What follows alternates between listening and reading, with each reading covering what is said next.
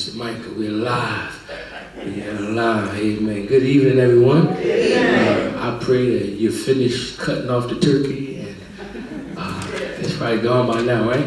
Amen. Well, thank God for being able to come back again and be blessed and share this time with you. And I thank God for Dr. Clark and to Deaconess Virginia Bowl for inviting me to come and share with you.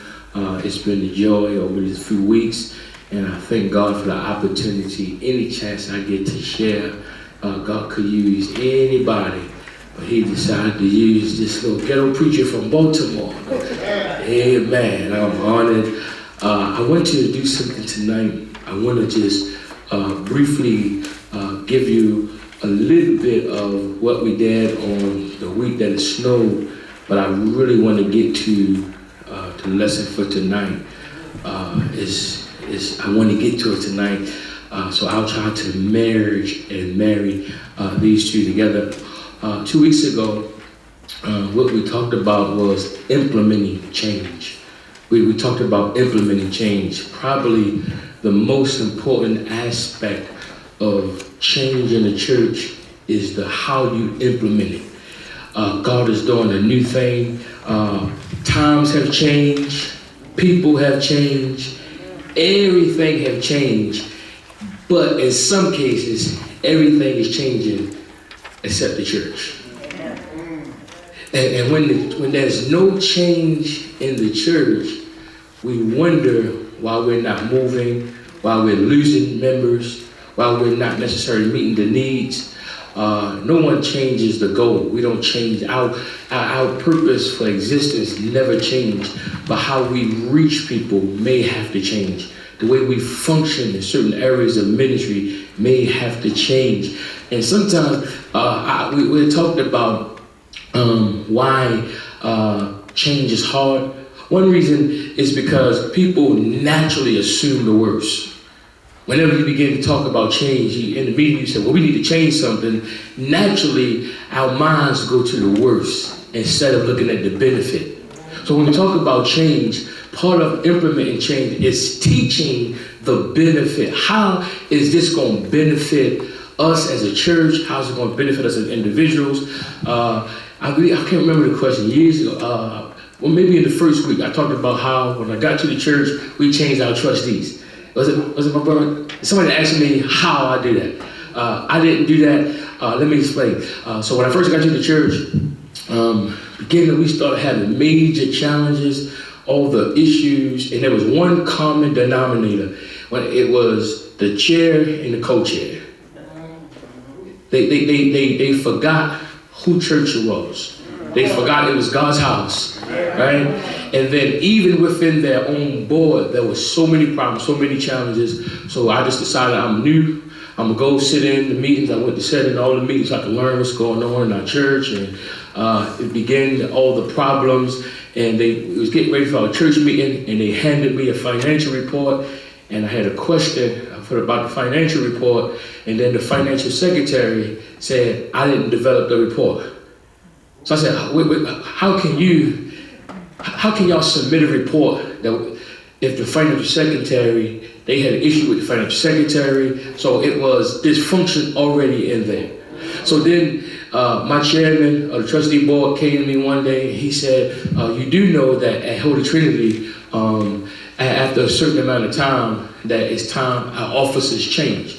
I said, tell me more. And then he said, well, the way it's always been here is that the pastor selects or recommends the chairman of the deacon board and the chairman of the trustee board, and then the church vote on those recommendations. I said, really? So I understood. He was telling me, he said, well, I think Deacon Brown, who was the chairman of the deacon board, I think he should be out. We should get rid of him. And I said, really? So I said, no, well, thanks for the information. I'll get back to you. I went, called my deacon, met with him, and we just started discussing it about the change. So when he told me, he said, yes, it's been our custom. That's how it's always been. So I said, no problem. So when I went to our meeting, I began to look at what was causing us problems. People wasn't giving. They didn't do anything in the church. And I began to ask the question, why? What's the challenge in the church? And it all came back to these two individuals, the trustee board. I had no intention. So when we thought about when they asked me to pastor, they asked me to lead, to drive the bus. They asked me to lead them, to lead the church. And part of leading the church was I recognized what was causing us challenges or causing us so many problems. And in order for us to move forward as a church, I had to make a hard decision. Then I had to hear this. So I met with my deacons, I met with our official board, and I began to explain these are our challenges. We can either ignore them or we can address them. Then here it is. I begin to say that I think we need to make a move here. And the question in my board, why? And I began to explain why. We agreed. We went to the church, presented it to the church, and listen. The first question that somebody said, I only got one hand. When I read out slate, I said we're changing, we're shifting, not the whole board, just the chair and the co-chair, and only one person, the first cousin of the chairman, said, I'll make a motion, we accept it. Here it is. As major as that change was, but I didn't make it personal. The change wasn't about me. It wasn't about what I like and dislike. When change is about what's best for our church, everybody may not necessarily like it, understand it, but if it's about the church and not about me, you will face less resistance. Now, the reason I didn't say no resistance, because almost in every church, there's always going to be somebody. You're always going to have at least one who ain't going to agree with anything. There's always going to be a problem. But the reason what happened is I recognized the issue. Then I began to take time to get to know how is this benefiting us or how is it hurting us. So with change, I'm not just changing something because I don't like it. When I got the Holy Trinity, it was a whole lot I didn't like. I didn't like the fact that during announcements time, somebody says, I got an announcement getting up coming. It drove me crazy. It was disorder that, in the sense that you just, all of a sudden, I have an announcement, and then in the middle of worship, people just getting up, I have an announcement. But I had to endure it for a little while because I had to understand what was being done, and then I had to teach about worship and why. Here it is. I didn't just go and say all announcements have to be in the office by Wednesday. I had to teach about worship. So change will face less resistance, I believe, if you teach the benefit of it and the need for it. Now, if I just come and say, we're just going to do something different, the first question, why? So we have to sometimes reveal what's not working in order to move us to what can work. Does that make sense? And that's part of change. That's implementing change. And we had many challenges, but I had to understand that everybody may not be open to change. I understand it because, as I said before, change is going to pull you out your comfort zone. For some people, change means I lose control. I can't do it my way no more. Also, change does not happen overnight. Sometimes, it's a bad environment, but I had to be a politician. I had to find out who the real pastors were, and I had to go and now, maybe not here. I know when I first came to Holy Trinity, I was the Sunday preacher, but there were some real pastors who was calling shots all in the pews. And I had to find out who they were. But here's why that didn't work. Because if I'm driving the bus, I can't go nowhere because there's more than one steering wheel. All right. And if everybody turning in their own direction, the bus don't know where to go. So here it is. And then all I'm doing is stepping on the gas, but we're still not going nowhere because the wheel's going in each and every way. So if we were going to move, if we were going to get to the destination, y'all got to let me drive. Lord have mercy. Y'all got to let me just control the steering wheel. And then here it is. But in my first 2 years, I couldn't drive nowhere because every time I get in the seat to drive, I had to put it in park and I had to go back to the back and y'all stop fighting over colors. I couldn't drive because I had to stop the bus in order to go up, break up fights because there was too much going on the bus for us to make progress. And it takes time. So I began to learn what we need. In my first interview when I went to Holy Trinity, somebody asked me, well, what's your vision for the church? I said, I don't have one. And he looked at me, well, you're supposed to be a pastor. How can you not have a vision? I said, because I don't know the church that well. Because vision, I believe, is based on the need or the necessity of the church. And if I come in with a vision, that's my vision, not God's vision for the church. Does that make sense? So I've got to learn the church, learn what we need, learn what's going on. Then God will give you a vision based on the needs, not based on what I want. Because where I was, God gave me a vision for the church of Baltimore. And that vision was for that church. But then there was, here it is, when there's multiple visions, then you have division. And that will hurt the church more than help the church. Amen. Does that make sense? Yeah. So we're talking about implementing change. Now, I gave you the quick version. I'll email a copy. But I wanted to get to tonight, y'all. I wanted to get to tonight. I lost sleep. I woke up early. And I wanted to get here today just to talk about this. Listen, one of the challenges to many churches, and I believe this is most serious, that if you ask a room full of people, what hinders a church? What hinders a church from implementing positive change, or what hinders a church from growing and moving forward? Some people may automatically say tradition, or people set in their way. So you may get various answers.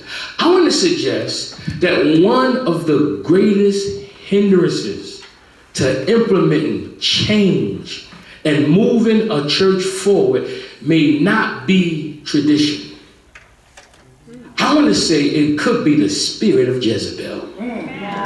Well, listen. One of the greatest things that's causing problems and dysfunctions and fights and divisions in our churches is the spirit of Jezebel.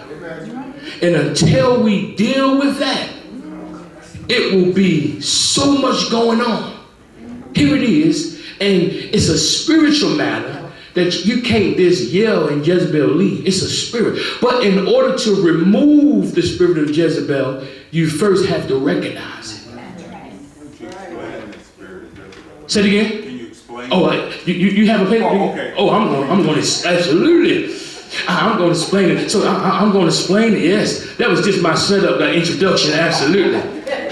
I'm going to give you some attributes of it. But so that's really biblically, we know Jezebel was a Phoenician princess. Phoenician princess. She was a princess. She was a worshiper of Baal. She didn't really have leadership qualities, so she had to manipulate things to get her way.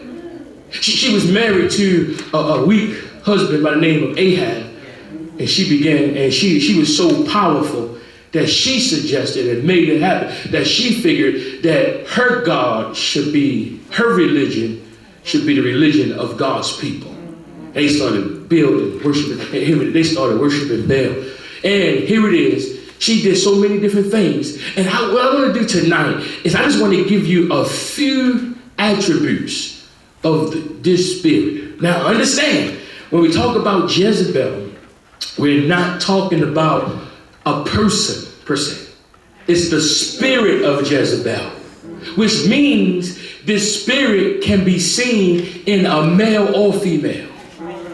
See, a lot of times when we hear somebody say, well, Jezebel, we think that it's a promiscuous woman at the leadership. No, I'm talking about the spirit of Jezebel. And the spirit, here it is, can be on a male as well as a female. Now, here it is. I'm going to go through some of these attributes. If that person sitting on your road, just look straight at me. Don't give you, all right? When a person has the spirit of Jezebel, they attack anointed leadership or anointed people. This spirit is a person, here it is, that because the spirit of Jezebel has to be in charge, has to be the cream of the crop. So here it is, this person attacks anointed leadership, will attack your character, will attack you in many different ways. They attacks anointed leadership. Another, here it is. But they be careful, because the person with this spirit appears to support leadership publicly. Yes. But they plot privately. Yes. Preach, pastor. Amen. Get out in the hallway. Get on my nerves. But I'm not just talking about pastoral leadership. Any person in leadership, they think they all that. Here it is. But when they see you, they're very supportive. You're doing a great job. But be careful, because they plotting privately. Lord have mercy. Y'all, and their desire is to silence the voice of God. Now here it is. Remember, Jezebel did not attack kings. Jezebel attacked who? The prophets. Because the kings were not the voice of God. The prophets are the ones who came and spoke for God. So if you want to silence what God is saying for the people, you attack the voice of God. So if you don't want Jezebel coming after you, don't you dare talk about what God told you. Attacks to silence the voice, will do anything possible to stop you from hearing a word from God. You're in church, you're listening to the word, you've been going through all week, and here it is, Jezebel, give you a phone, you will never believe this gossip. Distracting you from hearing what God, passing you a note, just trying to hinder you, whatever it takes to stop you from hearing what God is saying.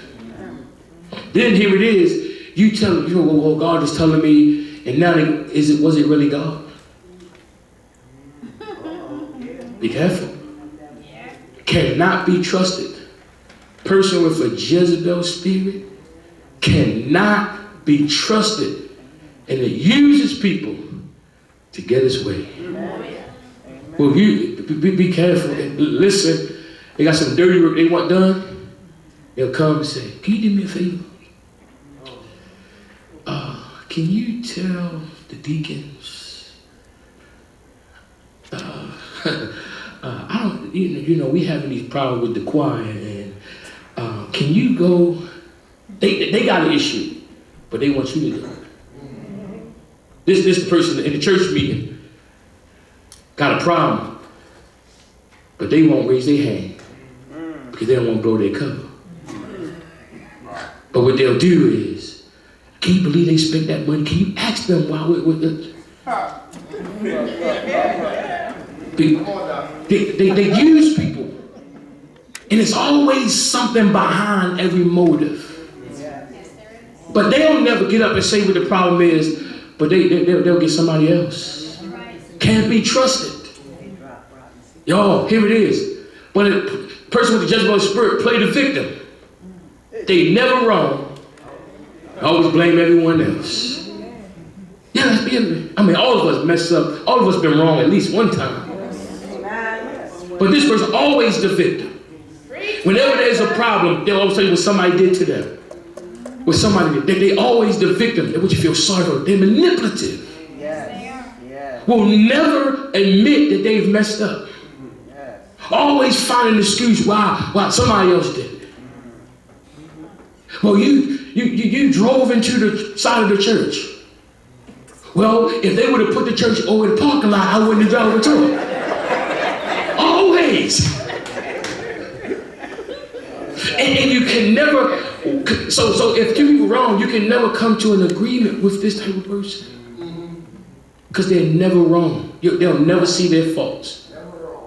And even if they messed up, if they know they did it, they're going to be the victim.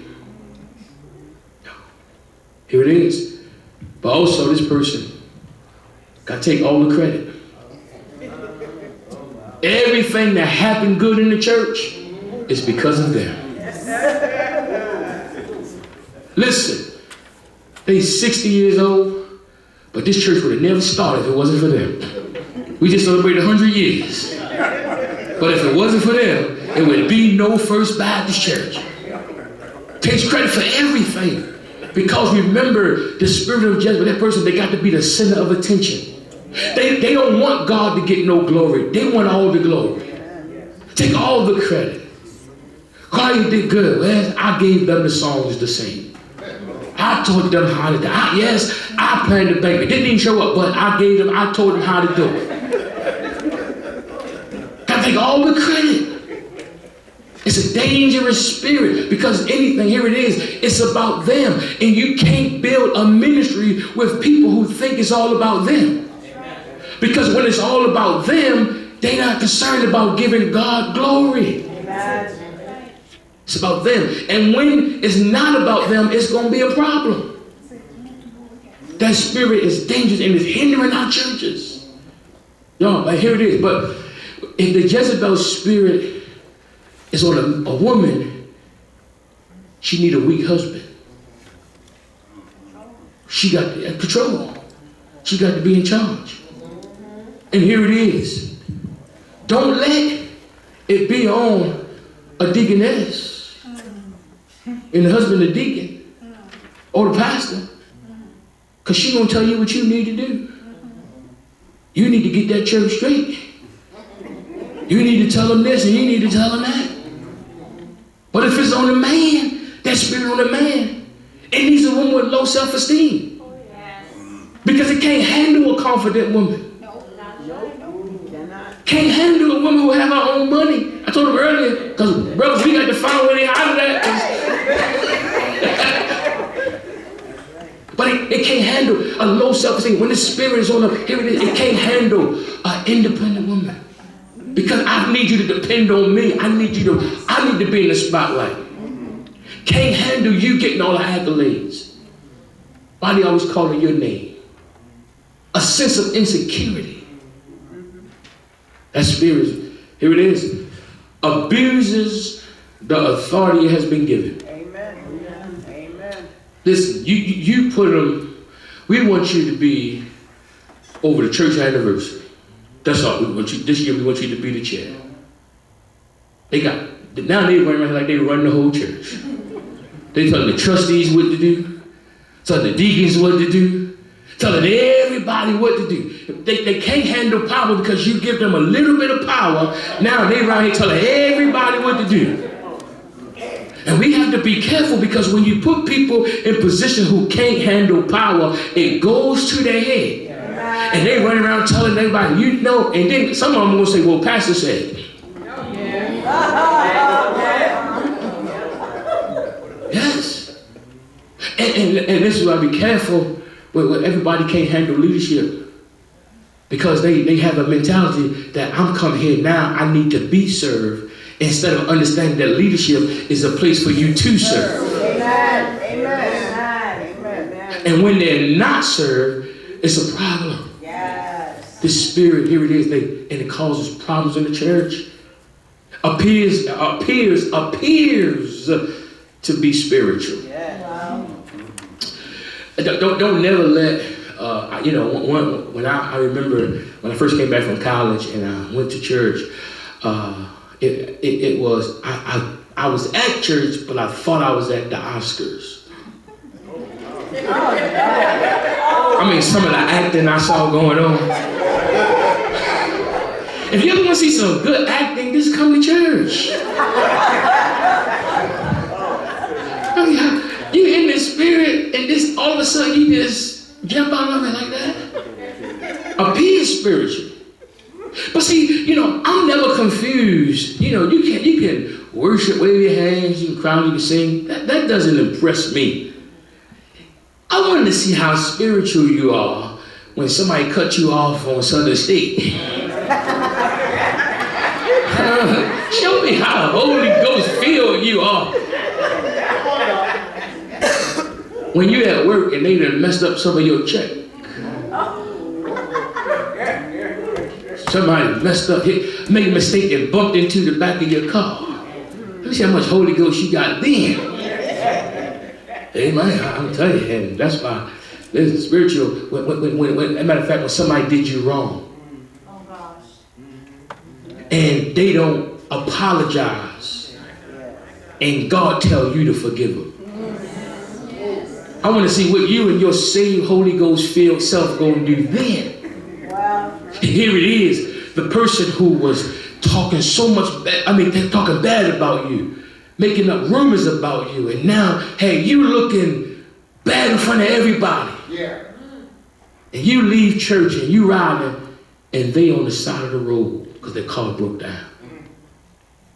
And you got room in your car. And while you riding, you're going to look the other way like you ain't even seen it. But the Holy Ghost say, no, go turn around and go back and get it. See, you want to know how spiritual you are. I didn't know that I was growing spiritually by my public presentation of worship. I knew I was growing when somebody fussed at me and I ain't say nothing back. Amen. Amen. See, y'all never had this experience, but I had moments where I cried. I was so mad. Yes. Yeah, been there, you just so mad, you crying. Amen. And see, my issue was, I wanted to say it, but I couldn't. Because there's some people that I knew I was being an example for. I was being pastor. They feel like being the pastor. Look, have y'all ever had this moment where you say, Lord, give me 5 seconds. Just go out in the hall for 5 minutes, let me just say it. That's true, but appears to be spiritual. But you can't be, here it is. Some of the most spiritual people who we think are some of the meanest, evil. Listen. You can't be fooled always by a good worshiper. And somebody can dance. Amen. I want to say, can you love me in spite of me? Amen. Can you forgive? But here it is. So that spiritual. Hates authentic worship of God. Amen. Whenever God is moving in the place, and everybody is moving and feeling God, this person with that spirit of Jezebel will sit there like they phony. Yeah. People who have been, you can have a individual who haven't spoken in years, and the sermon or the song was about forgiveness, and they decided, you know what, we're going to make up and get beyond it. But that person with that spirit of Jezebel talking about, no, they ain't real. It's authentic worship, but anything that will cause a distraction, they don't like it, because when you have authentic worship, souls are saved, people are free. Amen. So I'm going to always distract you on the negative. Be careful about people who always take you to the negative. Can't see good in nothing or nobody. Always, when it comes to God and God's house, they will always take you to what's wrong instead of what God is doing.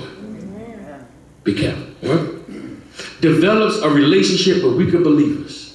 And as soon as a new member joins, or somebody who hasn't been in church and they don't know a lot, this person will run to them. Say, what's your name? Listen, don't talk to No. I know this is your first day here, but don't go around. No, I'm your friend. I'm just trying to help you out. That's what they do. That's why you got to protect them when they come. As soon as they come down, we're the judge about this. Can't wait. I can't wait to give them. Give them that number. Call me. I got some. Call me. I'm telling you everything. They weaker believers because they can manipulate them. And we're trying to pull it. Because remember, ultimately, the goal is to cause a church to be divided. Anything that will cause division, because a house divided against itself won't prosper. So here it is, anytime the fire going out and it looks like we're being unified, they always try to keep that fire going. That's the spirit of Jezebel. Develop weaker believers and has a critical attitude about everything. It's too many lights. Why we got 3 fans in the middle? We should have 4 fans. I know we don't have space for it, but I don't know. Why is the walls white? Why is the carpet red? I don't like this. Service is too long. Service is too short. It's too hot. It's too cold. I don't like these pews. But you know what? They first one here every Sunday. Don't like nothing. Don't like nobody. Don't like the choir. Don't like the music. Don't like the preacher. Don't like the screens. Don't like anything. But because don't leave. Won't stop coming. I mean, critical about everything. But here's the problem. We all see stuff wrong, but the person with the spirit of Jezebel will tell you what they don't like, but they won't help. Amen. Be careful about people who always criticizing or create problems or recognize problems, but don't do anything to help solve the problem. When you're trying to grow a church and move a church forward, the worst thing you can have is people who have problems and no solutions. So when they come to you, if they say, well, I have a problem, say, make sure you have a possible solution with it. We may not go with it, but at least you have a solution. Because if all you want to do is complain, that means you ain't trying to resolve. You ain't trying to help us get better. You just want to complain. And the more we complain and talk about what's wrong, we can keep you distracted from what God is doing. We may not be where we are. We may not be as full as we used to be. We may not have the money we used to have, but our doors are still open. People are still being saved. We still have a church to go to. And see, if we always complain, then God says, who won't praise me? If we fuss about everything we don't have, when are we going to thank God for what we do have? But Jezebel don't want us to focus on what we have. She's a distraction, and that spirit is a distraction. Always, here it is, covert, will seek to undermine everything. It's covert, it's sowing division. Sowing division. Hey, this is how Jezebel works in some churches. Got two choirs. Y'all choir sound better. This ministry raised more money than the other ministry. They spend too much. They always doing something. As if we're not one body. So the spirit of Jezebel tries to get us to compete with each other and always complain about each other.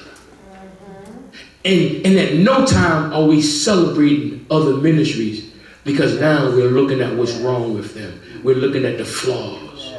But at the end of the day, we're one church. So in division, y'all always coming against the vision of the leader, intimidated by other people's spiritual growth. Amen. When you start growing, when God starts moving, when you start learning your Bible, you come to Bible study, and you showing up, just that spirit of Jezebel, what you doing here? Who you came to see? Could it be I just want to know more? I want to get closer to God? Amen. Do I always have to have a motive or one that's not about growth? Amen. That spirit is intimidated by your growth. Why? Because now you're going to start taking my position. The spirit of Jezebel have some perceived power or position. In their mind, it's about them. And when you start growing, God is going to start using you more than he used me. Amen. Or the pastor's going to use you more than he used me. Why you praying all the time? I can pray too. Why the deacons got to do devotions? I can sing. That's spirit division. I'm moving. Here it is. Strokes your ego. Strokes your ego. Will come tell you, here it is. You know what? You can preach better than the pastor.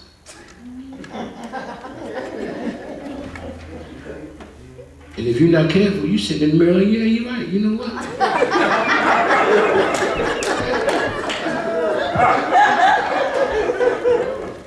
You should be singing. You should be leading that song. You can't even carry a note from the first preacher to the second preacher.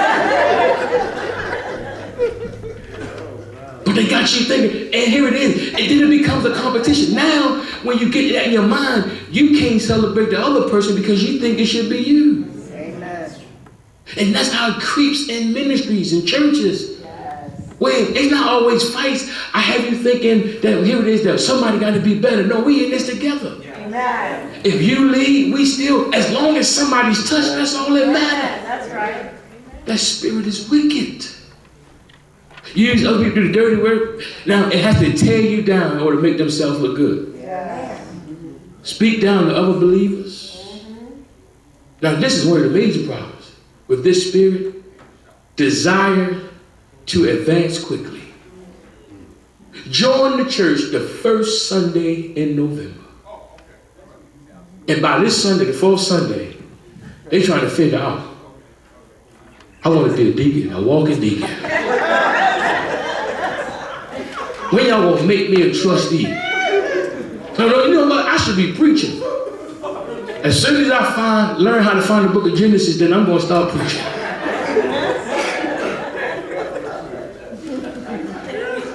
But they desire to advance quickly because they believe that power will make them look good. But what they don't understand, that with every position of leadership requires work and sacrifice. You don't just have a seat and a name badge and a uniform. You got to come early, you got to stay late. You got to make sacrifices. Do you really want this? Maybe it's our fault. Maybe we make leadership look good. Maybe we have given the wrong picture to make people think that all we do is sit in special seats and give directions. But they don't have no idea that when you are a leader in God's house, it requires sacrifice. Time away from your family. I had a minister tell me, I wasn't a pastor. I wanted to say, boy, you don't want this. So how you know? I said, because these days I don't want to do this. It's more than just preaching a Sunday morning and a pastor anniversary. Are you sure? You want to do this? It's almost, I don't like using that, it's almost like that call of Christ, where you have to minister to them regardless of how they feel about you. Amen. You have to love them in spite of what they do to you. Amen. And this week they said, preach, pastor. But by Friday they said, we need to get rid of pastor. Are you sure you want this? With leaders? With nobody else here, you got to be here? They desire to advance quickly. But here it is. God never elevated people who wasn't proven. Joseph ended up as the top, second man in charge in Egypt. But he had to go through some tests. He was betrayed. Joseph was betrayed, and then he had to learn how to forgive. He passed that test, but then not only do you have to pass a test, you got to be able to handle temptation. Because Joseph was home alone with Miss Potiphar. And Miss Potiphar said, Joseph, I like the way you comb your hair. I like the stylish clothes. It's just a thing. Like you and I like it. And Joseph said, no, Miss Potiphar, I can't do this. He said, no, it's not right. Well, she said, well, if loving you is wrong, I don't want to be. Okay, I'm sorry. I'm sorry. Okay, I'm sorry. But you got to be able to handle the trials, the temptation, everything, because we represent God. And the worst thing we can do is elevate somebody because they want power. Because if you put a person in power, in position of power who don't deserve it, they're going to end up being president. And messing up the country. And they will mess up the church. This is why, just because we like somebody's friends or family, that doesn't mean they deserve to be in leadership. Amen. And people have everything, that spirit of Jezebel, they come in and they want to advance quickly because they have their own agenda. And when your agenda is not God's agenda, it hinders the church. So the lovers of attention, seeing attention, will hurt others. Now, let's turn over. Now, those are some of the attributes. But here's how serious this is.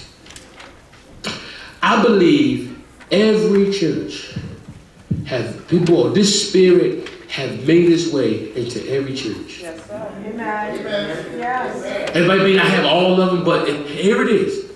But the worst thing we can do as a church is nothing. Amen. You have your Bibles, Revelation chapter 2. And if you can't find Revelation, just turn the book over to the back.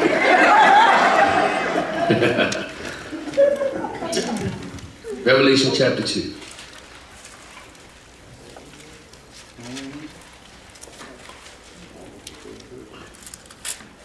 Verse 18, I want to begin at verse 18.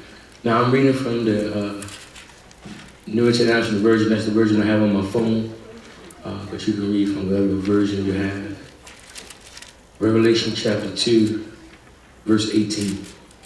We have it? Yes, sir.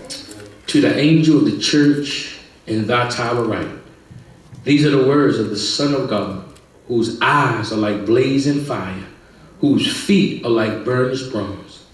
Here it is. I know your deeds, or I know your works, your love and faith, your service and your perseverance, that you are now doing more than you did at first. This is what he's saying. I know your works. I see the ministry that's taking place.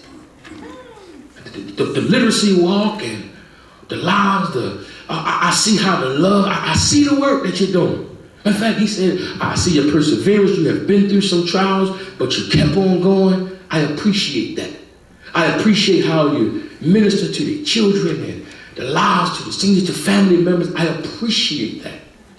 God, this is God saying, I appreciate how you have endured through tough times, because some people quit on the journey. I appreciate that. I appreciate the service that you render. But he says, nevertheless, I have this against you. You tolerate that woman Jezebel. You tolerate that spirit of Jezebel. You're doing all these great things in ministry, but you know that this spirit is running around the church. You know that people are dividing the church. You know that people are sowing division and causing problems. Amen. And you tolerate it, which means you ignore it. Amen. You don't address it. It's hindering the church, but you don't say nothing. Wow. Is it because it's a friend? Yeah. Somebody you cool with? Yeah. Is it a family member? Wow. Or wait, is it you? Yeah. His problem is saying you're doing great ministry, but there's something that has the ability to hinder this ministry from going forward. And you tolerate it. Wow. You ignore it. You don't address it because you don't want to offend someone. But while you tolerating it, our church is falling apart. While you tolerating it, people are leaving because they just fed up. While you tolerating it, the church is suffering. He says, you tolerate the wicked. You tolerate it. He says, here it is. Calls herself a prophet, by her teaching misleads my servants in the sexual immorality and eating foods sacrificed to idols. I have given her time to repent of her immorality, but she's unwilling. So I will cast her on her bed of affliction, of suffering, and I will make those who commit adultery with her suffer intensely unless they repent all of her ways. Now verse 23, I will strike her children dead. Now here's the deal. He put Jezebel on the sick bed, but he killed the children. I'm dealing with the issue, but I'm making sure that it don't rise up again. Amen. Which means we can't just deal with the person, we got to deal with the cause or the reproduction of it. Because if I just deal with Jezebel, then her children are going to be low Jezebels. So in a sense, I'm not just going to deal with the jealous person, I'm going to deal with the jealousy. Yes. I'm not going to deal with those who are competing. So this is how you do it. You cannot tolerate it. You cannot. If the church is going to implement change, if the church is going to grow, if the church is going to be what God has called it to be, if we're going to get beyond and unify and grow and do relevant ministry, we cannot tolerate that spirit or anything that's going to hurt the unity and progress of this church. Stop enabling it. Don't enable it. See, just like you can't, a fire, if you don't feed it, it'll go out. But when we entertain it, it keeps it going. When you keep adding stuff to it, it keeps it going. Jezebel needed Ahab. Because Ahab could have just eliminated it all. But just like Jezebel needed Ahab, that spirit needs somebody. Because the spirit don't have legs, so it can't walk in church. It just catch a ride with members. All right. All right. So here's the deal. Here's the deal. Instead of trying to go around church figuring out if you got the Jezebel spirit, take a selfie. All right. Make sure it's not on you. Because while we're looking at everybody else, we can miss it because they could have hitched a ride in with us. Then this is most important. Create an atmosphere. Create an environment that will, here it is, that it will not be able to control. For create an environment where anything that's not of God will not be comfortable. Create an environment where gossip won't be tolerated. Create an environment where division won't be tolerated. If it's not of God, if it's not helping our church, it needs to go. Here it is. I don't want to hear it. Don't feed it. Don't entertain it. I come here for worship. I come to worship. I come to serve. I don't care who, don't like who. I came for God. If you create an atmosphere, I told you earlier, members of my church no longer bring me gossip. Praise God. Because I don't know how to hold gossip. If you give it to me, I'm going to tell it. And I'm going to tell it when the person you talk about right there, I'm going to tell it. I can't, if you don't want me to say it out loud, don't tell me. Don't bring it to me. Because here it is, I'm going home and I'm thinking this stuff all in my mind. And now when I write my sermon, I'm trying to separate the stuff out. And if all I hear is stuff, then you're going to get stuffed sermons. And we need too much from God to hear about a whole bunch of stuff. When you're in your meetings, if it ain't of God, we got too much work to do to deal with just your opinion, especially if it's not constructive. Y'all, our churches are suffering. Our churches are divided. People are leaving. Members are dying. Some are relocating. There's so much going on for us to let a spirit that don't belong hinder us when we already have enough to deal with. Amen. What's hindering many of our churches is the spirit, Jezebel. This spirit can be on a man or a woman. It's a spirit. My grandmother used to tell me, she said, listen, if you let the devil ride, he gonna want to drive. If you don't let him in the car. See, my problem was, I was letting the devil ride, thinking I was so strong. But I learned this lesson when I went fishing. You know, y'all got some fishermen here. I didn't realize until I went fishing. My father, I said, Dad, why do you, if we go get fish, why do we need worms? He said, because that's what fish like. You put the worm over the hook. And when the fish see what they like, they bite on the worm, but they really getting hooked. And it's easy to get on the hook, but you can't get yourself off. So be careful what you bite down on. Be careful what you entertain. Be careful what you involve yourself in, because you might get hooked. And that's why I don't go to car dealers with my wife.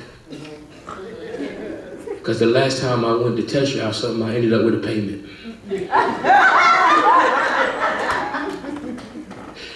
The best thing, you got to know who you are. If you can't handle it, be honest with yourself and don't entertain it. Don't think you're so strong, because that's when you fall. But if you don't hear nothing else I said these last 4 weeks, 3 weeks, 4 weeks, 3, you have to recognize it. And you have to remove it. God said the one issue he had with the church at Thyatira, all the great things you're doing, I have one issue against you. You tolerate this spirit, knowing it's hurting our church. If you love your church, you will not tolerate anything that's hindering our church. Amen. Amen.